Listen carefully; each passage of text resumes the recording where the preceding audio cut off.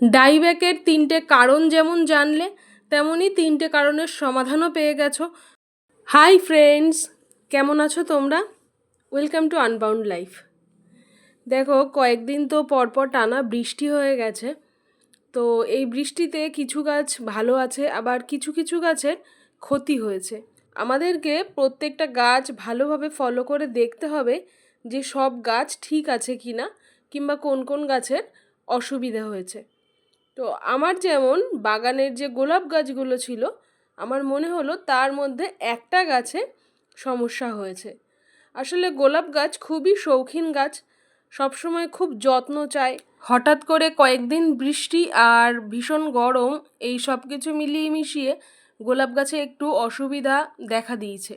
তো তোমাদেরও যাদের বাগানে গোলাপ গাছ আছে, তারা একটু এই সময় গোলাপ গাছগুলোকে একটু এক্সট্রা কেয়ার নিও, কারণ এই সময়টায় গোলাপ গাছে বিভিন্ন রকমের সমস্যা আসবে।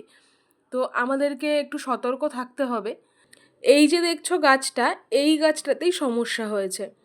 এই গাছটা দেখো, এপাশের যে ব্রাঞ্চটা ছিল, সেই ব্রাঞ্চটা পুরোপুরি ডাইব্যাকে অ্যাটাক হয়েছে। তো আমি এই টবটা এবার একটু ফাঁকা জায়গাতে নিয়ে গিয়ে তোমাদের দেখাচ্ছি।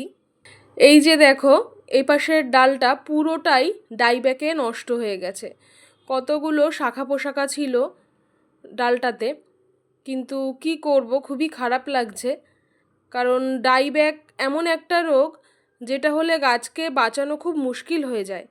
তো যারা আমরা গোলাপ করি তারা সবসময়ই চাই যে ডাইব্যাক না হোক, কিন্তু ডাইব্যাকটা বেশিরভাগই টবের গাছের ক্ষেত্রে দেখা যায়, বিশেষ করে টবের গাছে আর যে গাছগুলো মাটিতে করা হয়।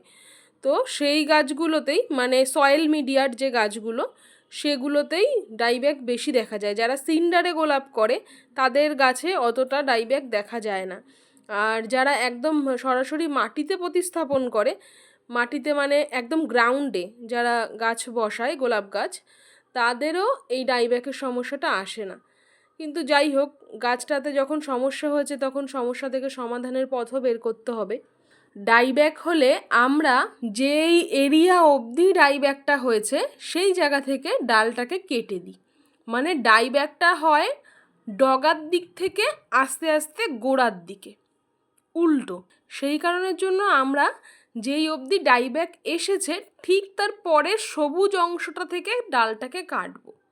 আমরা কিন্তু যেই জায়গাটা ব্রাউন সেই জায়গাটা কাটবো না, যেই জায়গাটা গ্রিন মানে যেখানে গাছ এখনও জীবন্ত, সেই জায়গা থেকে আমরা ডালটাকে কাটবো। আর প্রত্যেকটা জায়গাকে খুব ভালোভাবে কাটতে হবে। দেখো, এই পাশে যে আমি ডালটা কাটলাম তার পাশেই এই জায়গাটাতেও একটু ডাইব্যাক এসেছে, তাই জন্য এই ডগাটাকেও একটু কেটে নিলাম। এবারে এপাশে দেখছি আরও একটু জায়গা শুকনো মতো রয়েছে। ডাইব্যাক মানে হচ্ছে যে গাছের ডালটা শুকিয়ে যাবে, ডগার দিক থেকে আস্তে আস্তে সেই শুকনো ভাবটা গোড়ার দিকে আসবে। তো এই পাশেও দেখো যে শুকনো ডালটা ছিল, আমি সেটুকুও কেটে দিলাম। সমস্ত শুকনো ডাল কেটে পরিষ্কার করে নিলাম।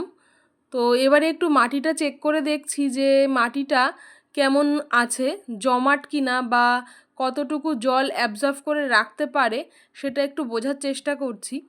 তো যাই হোক, মাটিটা ঠিকই আছে, কোনো অসুবিধে নেই। আজকে এই টবের মাটিটা একটু খুশে দেব, কারণ যদি মাটিটা একটু খুশে দিই তাহলে পরে কি হবে, মাটিটা একটু আলগা হবে, তাহলে জল দিলেও সেই জলটা দাঁড়াবে না। এই মাটি খোসার কাজটা কিন্তু অন্ততপক্ষে 15 দিন পর পর একবার করে করতে হবে, তাহলে টবে যে জল নিকাশি ব্যবস্থা সেটা ভালো থাকবে। আর যখন টবে জল নিকাশি ব্যবস্থা ভালো থাকবে বা জল ভালোভাবে পাস হবে, তখনই কিন্তু রুটে কোনো রকম প্রবলেম আসবে না।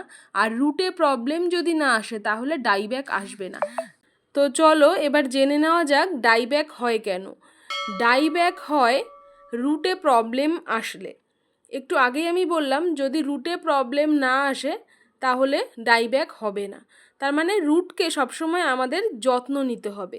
গাছের কাণ্ডকে আমরা দেখতে পাই, রুটকে দেখতে পাই না, কিন্তু দেখতে পাই না বলেই আমাদের রুটের যত্ন অনেক বেশি করে নিতে হবে। কারণ গাছ ফিডার রুটের মাধ্যমে খাবার সংগ্রহ করে, তবেই কিন্তু গাছটা হেলদি হয়। তো শুধুমাত্র গাছের ফলিয়েজ দেখলে হবে না, তার রুটেরও যত্ন নিতে হবে। তো সেই জন্য আমাদের সবসময় গোলাপ গাছ শৌখিন গাছ যেহেতু, তাই এই গাছেই রুটের যত্ন সবথেকে বেশি নিতে হয়। তো আমরা রুট ট্রিটমেন্টটা জানবো। আরও একটা কারণে গোলাপ গাছে ডাইব্যাক হয়, সেটা হলো অপুষ্টি। তো সেই বিষয়টা ডিটেলে বলার আগে এখন যেহেতু ফাঙ্গিসাইড লাগাচ্ছি তো সেটা একটু বলে নিই।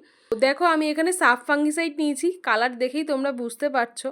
তো সাফ ফাঙ্গিসাইডটা একটা সিস্টেমেটিক ফাঙ্গিসাইড, আবার এটা কন্ট্যাক্ট ফাঙ্গিসাইডেরও কাজ করে। তো সেই জন্য আমরা সাধারণত প্রুনিং করলে সাফ ফাঙ্গিসাইডটাই বেশি ইউজ করি। এটাকে একটু গাঢ় করে নেবে, গাঢ় করে নিয়ে সমস্ত জায়গাতে টিপ টিপ করে লাগিয়ে দেবে। এবারে যেই কথাটা বলছিলাম যে অপুষ্টির কারণের জন্য কি হয়, অপুষ্টির কারণের জন্য ডাইব্যাক হয়। গোলাপ গাছ ভীষণ ফুডি প্লান্ট, খেতে খুব ভালোবাসে, একদম পেটুক গাছ বলতে পারো। তো যত তুমি খাবার দেবে গাছ তত খুশি, কিন্তু মাত্রা অতিরিক্ত খাবার দেবে না। যেমন অতিরিক্ত খাবার আমাদের শরীরের জন্য ভালো না, তেমনি গাছেদের জন্য ভালো না, একটা পরিমাণ অনুযায়ী খাবার দিতে হবে। তো গোলাপ গাছ যেহেতু খেতে ভালোবাসে আর ভীষণ পরিমাণ খাবার নিতে পছন্দ করে, তাই যদি ফুডের ডেফিসিয়েন্সি হয় তাহলে গাছে ডাইব্যাক আসে। তো মাটির গাছগুলোতে সমস্যা কি হয়, আমরা মাটিতে গাছ করি বলে জল একটু কম দিয়ে পারি। এবারে জল কম দিতে গিয়ে আমরা মাঝে মাঝে কিন্তু খাবারটাও নিয়মিত দিতে ভুলে যাই। নিয়মিত মানে কিন্তু রোজ খাবার দিতে বলছি না, কিন্তু আমি সপ্তাহে, আমার তো একটা রুটিন থাকবে যে আমি কোন দিন কোন গাছে কি কি খাবার দিচ্ছি। তো যখনই এই নিয়মের ব্যাঘাত ঘটে বা যখনই এই নিয়ম ফলো করে খাবারটা দেওয়া হবে না, আমরা দিতে ভুলে যাব বিভিন্ন কারণে, তখনই এই গাছে ডাইব্যাকের সমস্যা আসে। তো নিয়ম করে গোলাপ গাছে খাবারটা দিতে হবে। আমি এখনো পর্যন্ত গোলাপ গাছের খাবার দাবারের ক্ষেত্রে আমি কি রুটিন ফলো করি সেটা এখনও দিইনি। যদি তোমরা জানতে চাও তাহলে কমেন্ট বক্সে জানিও, আমি তাহলে তার উপর একটা ভিডিও করে দেব। এবারে ডাইব্যাকের তৃতীয় কারণ জানবো, যেটা খুবই ইম্পর্টেন্ট। সেটা কি? সেটা হলো ফাঙ্গাস অ্যাটাক। গাছে যদি ফাঙ্গাস অ্যাটাক করে তাহলে কিন্তু ডাইব্যাক আসে। তাই জন্য গোলাপ গাছে অবশ্যই প্রতি সপ্তাহে ফাঙ্গিসাইড স্প্রে করতে হবে। আগেই বলেছি যে গোলাপ গাছ ভীষণ শৌখিন গাছ, তাই জন্য আমাদের ফাঙ্গিসাইড প্রত্যেক সপ্তাহে ব্যবহার করতে হবে। আমি এখানে দেখো 3 রকমের ফাঙ্গিসাইড নিয়েছি। গোলাপ গাছের জন্য যদি তোমরা একটাই ফাঙ্গিসাইড ইউজ করো তাহলে কখনোই গাছকে সুস্থ রাখতে পারবে না, ভালো রাখতে পারবে না। তোমাদের অল্টারনেট করে ফাঙ্গিসাইড ইউজ করতেই হবে, আর তার পরিমাণও কম বেশি হবে। তোমরা 3টে ফাঙ্গিসাইড না হোক অন্ততপক্ষে 2টো ফাঙ্গিসাইড অল্টারনেট করে ইউজ করবে। দেখো এটা নিয়ে নিয়েছি সাফ ফাঙ্গিসাইড, আর এটা রয়েছে M45, আর তার পাশে এই যে এটা রয়েছে রেডোমিল্ট গোল্ড। তো এই যে ফাঙ্গিসাইড এগুলোর পরিমাণটা এবার তোমাদের বলে দিই। আমরা যদি ফার্স্ট উইকে সাফ ইউজ করি তাহলে 2 গ্রাম পার লিটার মিশিয়ে স্প্রে করব। তারপরের সপ্তাহে আমরা M45 স্প্রে করব, সেটা নেব 1.5 গ্রাম 1 লিটার জলে। আর তারপরে আমরা যদি আবার রেডোমিল্ট গোল্ড ইউজ করি তাহলে সেটা নেব আমরা 1 গ্রাম 1 লিটার জলে। এবারে যদি তোমরা দুটো অল্টারনেট করো তাহলে তারপরে যদি আবার সাফ ইউজ করো তাহলে সেটাকে নেবে 1 গ্রাম পরিমাণ। তো এইভাবেই অল্টারনেট করে ইউজ করবে, মানে প্রথম সপ্তাহে 2 গ্রাম নেবে, তারপরের সপ্তাহে 1.5 গ্রাম নেবে, তারপরের সপ্তাহে 1 গ্রাম নেবে। এতে কী হবে, রেশিওটা আপ ডাউন যদি করে আর যদি কম্পোজিশনটা চেঞ্জ হয় তাহলে পরে ফাঙ্গাস অ্যাটাক থেকে তাড়াতাড়ি রিলিফ পাওয়া যাবে।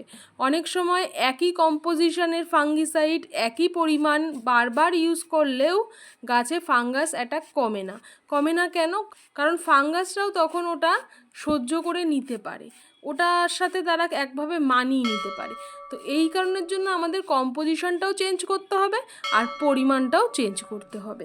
এবারে চলো রুট ট্রিটমেন্ট সম্পর্কে জেনে নিই। আমি এখানে হিউমিক অ্যাসিড নিয়ে নিয়েছি, এটা একটা নতুন প্যাকেট রয়েছে তাই প্যাকেটটা ভাবলাম তোমাদের একবার দেখিয়ে দিই। এই যে পিছনে কম্পোজিশন লেখা রয়েছে, দেখো এটাতে রয়েছে পটাশিয়াম হিউমেট 95%। আমি যেটা ইউজ করছি সেটা পাউডার ফর্মে রয়েছে, তোমরা চাইলে লিকুইডটাও ইউজ করতে পারো। তো এই রুট ট্রিটমেন্টের জন্য আমরা নিয়ে নিয়েছি হিউমিক অ্যাসিড, আর পাশে রয়েছে আরও দুটো উপাদান। তো প্রথমে আমরা হিউমিক অ্যাসিড নিয়ে নেব। কতটুকু নেব? 1 লিটার জল নিয়েছি, আর তার সাথে এই 2 গ্রাম পরিমাণে হিউমিক অ্যাসিড দেব। দেখো এটা দেওয়ার সাথে সাথে জলটা কিভাবে কালো হয়ে যাচ্ছে। এই হিউমিক অ্যাসিড গাছের জন্য খুবই ভালো, গাছের শিকড়কে জীবন ফিরিয়ে দিতে পারে হিউমিক অ্যাসিড। আর তার সাথে নিচ্ছি 2 গ্রাম পরিমাণে রেডোমিল্ট গোল্ড। এই রেডোমিল্ট গোল্ড মেনলি শিকড়ের উপর কাজ করে, গাছের যে ফিডার রুট সেগুলোকে ভালো রাখে, সুস্থ রাখে, আর ফিডার রুটের কার্যক্ষমতাকে বাড়িয়ে দেয়। অনেক সময় আমরা টবে খাবার দিলেও গাছ কিন্তু ফিডার রুটের ডিস্টার্ব থাকলে সেই খাবারকে গ্রহণ করতে পারে না। তাই ফিডার রুটকে ভালো রাখতে আমরা এই ফাঙ্গিসাইডটা ব্যবহার করব। আর তার সাথে দিলাম 2 গ্রাম পরিমাণে কাটিং এইডস পাউডার। তোমরা যদি অন্য কোনো রুটিং হরমোন ব্যবহার করতে চাও সেটা করতে পারো। এবারে এই সব কিছুকে ভালোভাবে মিশিয়ে নিচ্ছি। তো এই মেশানোর কাজটা কিন্তু একটু সময় নিয়ে করতে হবে, কারণ হিউমিক অ্যাসিড জলের মধ্যে মিশে যেতে সময় নেবে। আর তার সাথে যেটা কাটিং এডস পাউডার রয়েছে বা রুটিং হরমোন রয়েছে, সেই রুটিং হরমোন কিন্তু জলের সঙ্গে সহজে মিশতে চাইবে না, তাই জন্য যথেষ্ট সময় লাগবে। প্রয়োজনে তোমরা এটা হাত দিয়েও মেশাতে পারো। এবারে টবের মাটিতে এই দ্রবণকে ভালোভাবে দিয়ে দেবে। টবের সাইজ অনুযায়ী বুঝে জল দেবে, যাতে করে জল লিকেজ না হয়, কারণ জল যদি লিকেজ হয় তাহলে আমরা গাছকে যে খাবারটা দিতে চাইলাম সেই খাবারটা কিন্তু বেশি সময় অবধি টবে থাকলো না। তো সেই জন্য আমরা এমনভাবেই দেব যাতে করে লিকেজ না হয়। এই যে রুট ট্রিটমেন্ট, এই রুট ট্রিটমেন্ট আমরা গোলাপ গাছে মাসে 1 বার করে অবশ্যই করব। সেটা বর্ষা হোক বা না হোক। যদি বর্ষা হয় আর আমরা গাছে সমস্যা বুঝি তাহলে পরে এটা মাসে 2 বারও আমরা ব্যবহার করতে পারি, স্পেশালি সেই গাছটার ক্ষেত্রে 2 বার ব্যবহার করতে পারি। আর তা না হলে প্রত্যেক মাসেই 1 বার করে আমরা গোলাপ গাছে রুট ট্রিটমেন্ট করব। কারণ রুট ট্রিটমেন্ট গোলাপ গাছে করলে তবেই গোলাপ গাছ সুস্থ থাকবে। এই গাছটা ভীষণ শৌখিন গাছ, তাই একটু বেশি যত্ন তো করতেই হবে। তো কেমন লাগলো তোমাদের আজকের ভিডিও কমেন্ট বক্সে অবশ্যই জানিও। চ্যানেলে নতুন বন্ধু হলে সাবস্ক্রাইব করে সাথে থেকো, আর পাশে থাকা বেল আইকনটা প্রেস করতে ভুলো না। বন্ধুবান্ধবদের সাথেও এই ভিডিওগুলো কিন্তু অবশ্যই শেয়ার করে দিও। তাহলে গাছ ভালোবাসো, নিজেদের সুরক্ষিত রাখো। আজ তাহলে আসি, ভালো থেকো।